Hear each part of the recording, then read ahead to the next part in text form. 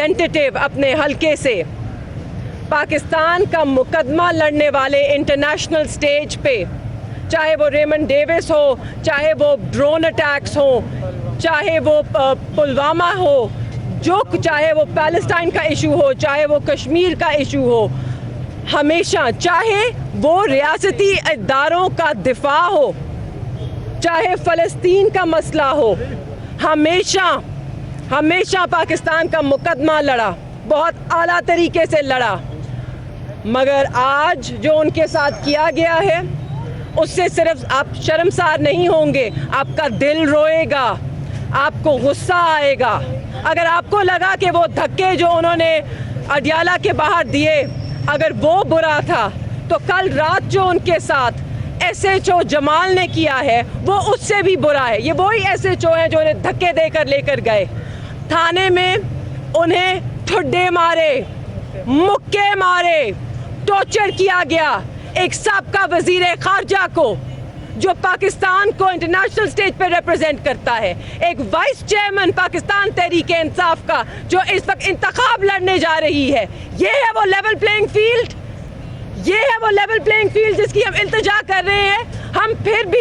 हम फिर भी सब्र से खड़े हैं, हम फिर भी कानून के दायरे में खड़े हैं, हम फिर भी अदालतों के दरवाज़ों पे दस्तक दे रहे हैं कि हमें इंसाफ दें और इस रवैये को देखें, इस फस्तायत को रोकें, क्योंकि इसमें पाकिस्तान का नुकसान हो रहा है। मेरे बाबा के साथ तो जो हो रहा है सो हो रहा है। आपको क्या लगता है पाकिस्तान को नुकसान नहीं हुआ? ये बात करते हैं पाकिस्तान की इमेज की। जब कोई भी औरत इस मुल्क में खड़े होके कोई अपना कहानी बताए, कोई रेप का केस हो, कोई गैंग रेप का केस हो जैसे मुख्तारा माई का था, कोई एसिड अटैक विक्टिम्स हो, हम कहते हैं क्या कि ये पाकिस्तान का नाम ख़राब कर रहे हैं, इनको चुप कराओ। चाहे मलाला हो, कोई भी हो, इनको चुप कराओ, ये पाकिस्तान का नाम ख़राब कर रहे हैं। तो आज पाकिस्तान का नाम रोशन हो रहा है जब पाकिस्तान के साबका वज़ीर ख़ारजा के साथ ये सलूक बरता जा रहा है। और ये वो लोग हैं जिन्होंने पाकिस्तान को रिप्रेजेंट किया है और आगे भी करेंगे इंशाअल्लाह। वो नहीं करेंगे तो कोई और वज़ीर ख़ारजा आएगा, वो रिप्रेजेंट करेगा पाकिस्तान को। और जब वो दुनिया की ताकतों के सामने खड़ा होगा आपका दिफा करने, आपका केस लड़ने, तो वो क्या सोचेंगे कि ये इसको हम सुने, तो अपना इसकी रियासत इसके साथ क्या सलूक करती है। शाह महमूद का एग्जाम्पल देखो, उसकी रियासत ने उसके साथ क्या किया। तो आप अपनी ही रियासत को नुकसान पहुंचा रहे हैं, क्योंकि आखिरकार रियासत को इलेक्टेड नुमाइंदे रिप्रेजेंट करते हैं और दुनिया उन्हीं को संजीदा लेती है। तो खुदारा नज़रसानी कीजिए, किसी लाडले की ताजपोशी में इतनी हिमाकतें ना करें कि पाकिस्तान को नुकसान पहुंच जाए। लाडले वो ज़रूर हैं, हम तस्लीम करते हैं, आपने उनकी ताजपोशी करनी है, ज़रूर कीजिए। ये मैं केयर टेकर सेटअप से कह रही हूँ जो शफाफ इंतखाबात करने आए थे, मगर ताजपोशी में मसरूफ़ है, आप कीजिए। मगर इस ताजपोशी के इव्ज़ आप पाकिस्तान का मुस्तकबिल गिरवी ना रखें। पाकिस्तान को प्लीज़ सबसे पहले सामने रखें, पाकिस्तान के इंटरेस्ट को। आज के हम जो मुकदमे के मामलात थे उस पर भी थोड़ी बात करते हैं। अली बुखारी साहब भी मेरे साथ मौजूद हैं। मेहरबानों ने बड़ी अच्छी तरह बताया कि आज हुआ क्या है, लेकिन आपके सामने ये रखना भी ज़रूरी है कि आज जो इस्तिगाज़ा है, प्रोसिक्यूशन है, वो मुकदमा क्या लेके आई थी जिसके बारे में इतना शोर मचाया गया। मुकदमा ये था कि शाह महमूद कुरैशी साहब की एक तकरीर है, तो उसके ऊपर वो कहा गया कि जी उस तकरीर की वजह से हमें वो मतलूब हैं। 7 महीने पुराने केस के अंदर, एक केस के अंदर नहीं, उन्होंने कहा 13 रावलपिंडी के और एक अटक का केस है, उन 14 मुकदमात में हमें वो मतलूब है और हम उनकी गिरफ्तारी डाल चुके हैं। और उन्होंने 30 दिन की, 1 दिन की नहीं, 30 दिन की फिजिकल रिमांड की दरख्वास्त डाली। हमारे वकला ने, हम सब ने बड़े मुफस्सिल दलाइल दिए और अदालत के सामने ये बात रखी कि एक तो ना शाह महमूद कुरैशी साहब उस दिन यहाँ मौजूद थे, उनकी अहलिया हमारे साथ मौजूद हैं, ये उस वक्त आगा खान अस्पताल कराची में दाखिल थी, वो उनके साथ वहाँ थे। जब वो यहाँ आए और उन्होंने जो तकरीर की, उस तकरीर में उन्होंने लोगों को ये कहा कि आपने अगर बाहर निकलना है तो आप अपने घर वालों के साथ निकलें, अपने बच्चों के साथ निकलें और पुरअमन रहें, किसी हदूद को क्रॉस ना करें। उसमें कौन सा गुनाह है, कौन सा गुनाह कर दिया गया है। दूसरी बात यह है कि अदालत को ये भी हमारे आज रावलपिंडी के वकला ने बताया कि इस केस के, इन केसेस के तो चलान भी पेश कर दिए गए हैं या रिपोर्ट पेश कर दी गई है पुलिस की, उसमें शाह महमूद कुरैशी साहब का या उनकी तकरीर का जिक्र ही नहीं है। जो FIR हैं उनमें शाह महमूद कुरैशी साहब का नाम ही नहीं है। जो कई लोग यहाँ मौजूद भी थे उन केसेस में वाक़े के ऊपर, उनको अदालतें बेल दे चुकी हैं या डिस्चार्ज कर चुकी हैं। तो हमें तो यही लगा कि इस्तग़ाज़ा का सिर्फ मकसद जो था पुलिस का, वो उनका फ़िज़िकल रिमांड लेना था और उनको नाहक कैद रखना था।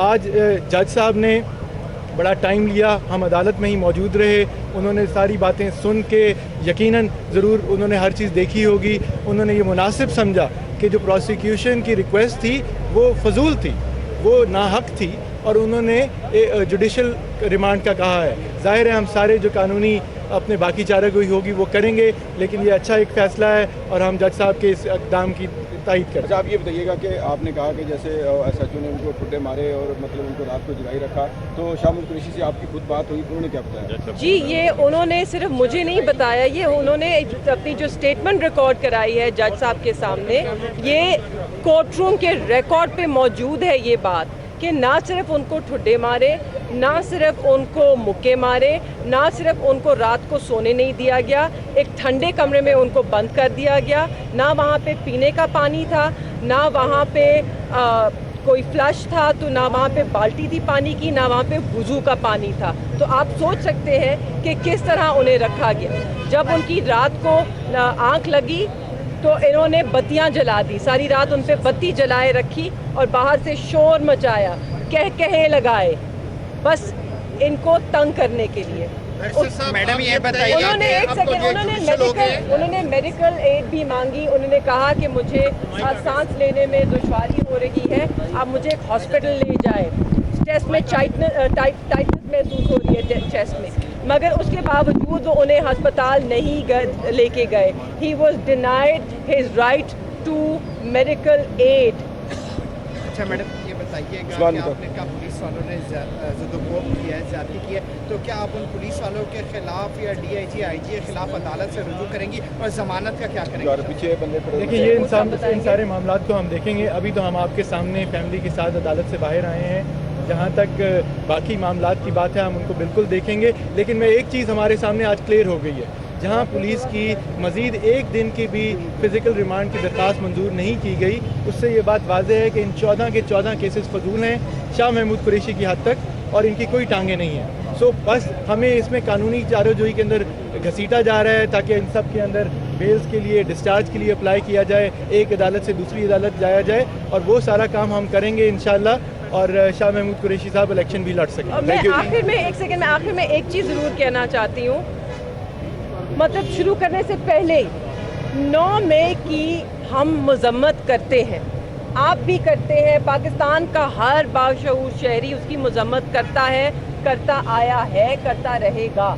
हम पुरअमन लोग हैं, हमारी जमात भी पुरअमन है, हमने हमेशा पुरअमन एहतजाज में यकीन रखा है। Thank you. उस दिन भी नहीं, मैं ख़त्म नहीं हुई, मगर मैं कहना चाह रही हूँ 9 मई को उस वाक़ये को मुझे लग रहा है अब बहाना बनाकर पॉलिटिकल विक्टिमाइजेशन की जा रही है। क्या पूरे पाकिस्तान में 9 मई में मुलव्विस था?